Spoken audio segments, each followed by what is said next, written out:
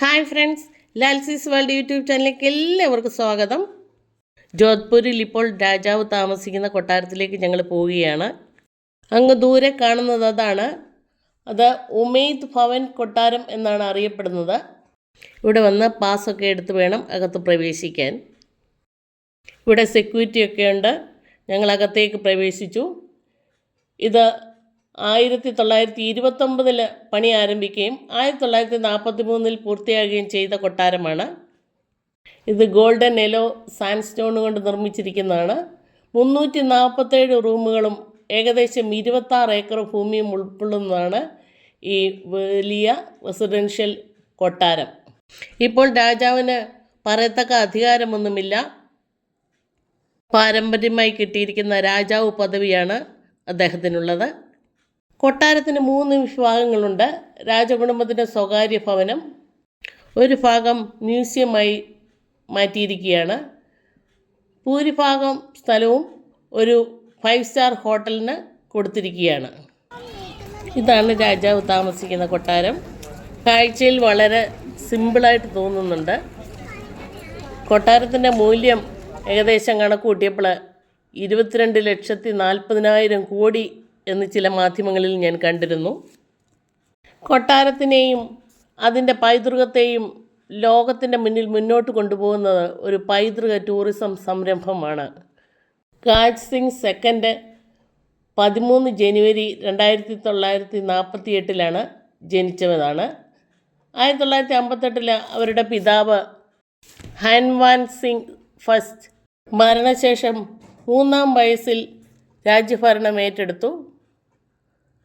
1971 ഇന്ത്യയുടെ യഥാർത്ഥ രാജവകുപ്പുകളും മറ്റധികാരങ്ങളൊക്കെ റദ്ദാക്കിയതോടെ ഗാജ് സിംഗ് സെക്കൻഡിൻ്റെ മഹാരാജാവ് പദവി മഹീന്ദ്ര പാരമ്പര്യ തലത്തിൽ മാത്രമായി തീർന്നു. നിലവിൽ റോയൽ ഫാമിലിയുടെ തലവനായി ഗാജ് സിംഗ് സെക്കൻഡ് കണക്കാക്കപ്പെടുന്നുണ്ട്. മ്യൂസിയത്തിലെ കാഴ്ചകളാണ് നിങ്ങൾ ഈ കാണുന്നതൊക്കെ. അവിടെ നല്ല പെയിൻറ്റിങ്ങുകളുണ്ട്. ഈ കൊട്ടാരത്തിൻ്റെ എല്ലാ ഭാഗങ്ങളിലും തന്നെ അതിമനോഹരമായി പെയിൻറ്റ് ചെയ്തിരിക്കുന്ന കാണാം. രാജാവിൻ്റെ മകൻ ശിവരാജ് സിംഗ് സെപ്റ്റംബർ 30, 1975 ജനിച്ചു. ശിവരാജ് സിംഗ് ആണ് ഇനിയും അടുത്ത തലവൻ പദവിക്ക് യോഗ്യനായത്. എന്നാൽ 2000-ങ്ങളിൽ ഒരു പോളോ അപകടത്തിൽപ്പെട്ട ശിവരാജ് സിംഗിൻ്റെ കോമ സ്റ്റേജിലായിരുന്നു. ഇപ്പോൾ 90% മാറി എന്നാണ് ഗൈഡ് ഞങ്ങളോട് പറഞ്ഞത്. അവിടെ ധാരാളം ഫോട്ടോകൾ ഇരിപ്പുണ്ട്.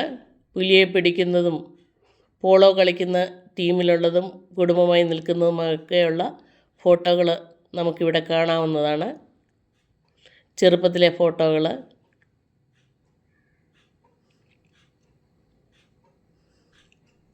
അവർക്ക് കിട്ടിയ പ്രസൻറ്റുകളും പ്രിൻസിന് കിട്ടിയ സമ്മാനങ്ങളുമൊക്കെ നമുക്കിവിടെ കാണാവുന്നതാണ്.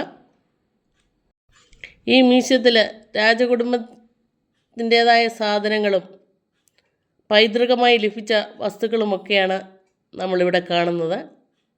ട്രോഫികളൊക്കെ കാണാം.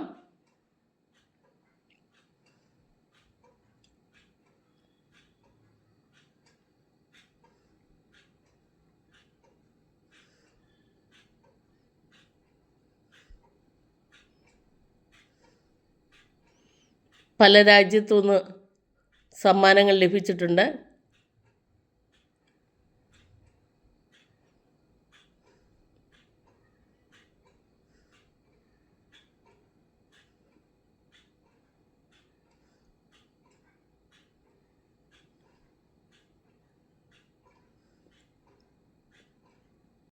ഇടനാഴിയിലുള്ള വലിയ തൂണുകളൊക്കെ നല്ല വർക്ക് ചെയ്തിട്ടുള്ളതാണ്.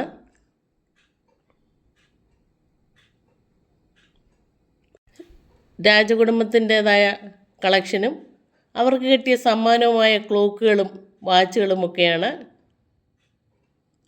അതിമനോഹരമായ വാച്ചുകളും ക്ലോക്കുകളും നമുക്കിവിടെ കാണാവുന്നതാണ്.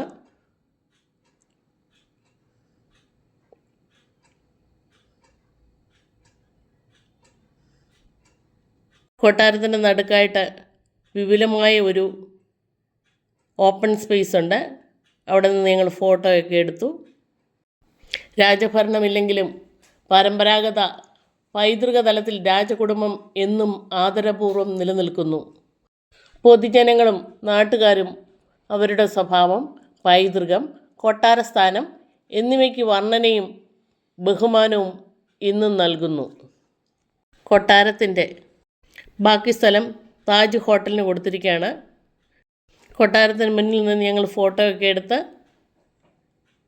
താഴേക്ക് ഇറങ്ങി വന്നു. രാജാവിൻ്റെ കാറിൻ്റെ കളക്ഷൻ കാണുന്നതിന് വേണ്ടിയാണ്. പഴയ ധാരാളം കാറുകളുടെ കളക്ഷൻ ഉണ്ട്. പക്ഷേങ്കിൽ ഫോട്ടോ എടുക്കുമ്പോൾ കിട്ടുന്നത് ഞങ്ങളുടെ തന്നെ രൂപമായതിനാൽ അതിന് ഞാൻ മുതിർന്നില്ല. ഞങ്ങൾ യാത്ര തുടരട്ടെ. വീഡിയോ ലൈക്ക് ചെയ്യാനും കമൻറ്റ് ചെയ്യാനും ഷെയർ ചെയ്യാനും സബ്സ്ക്രൈബ് ചെയ്തിട്ടില്ലാത്തവർ സബ്സ്ക്രൈബ് ചെയ്യാനും മറക്കരുത്. വീണ്ടും ഒരു യാത്രാ വീഡിയോയുമായി വേഗം വരാവുന്ന പ്രതീക്ഷയോടെ നിർത്തട്ടെ. താങ്ക്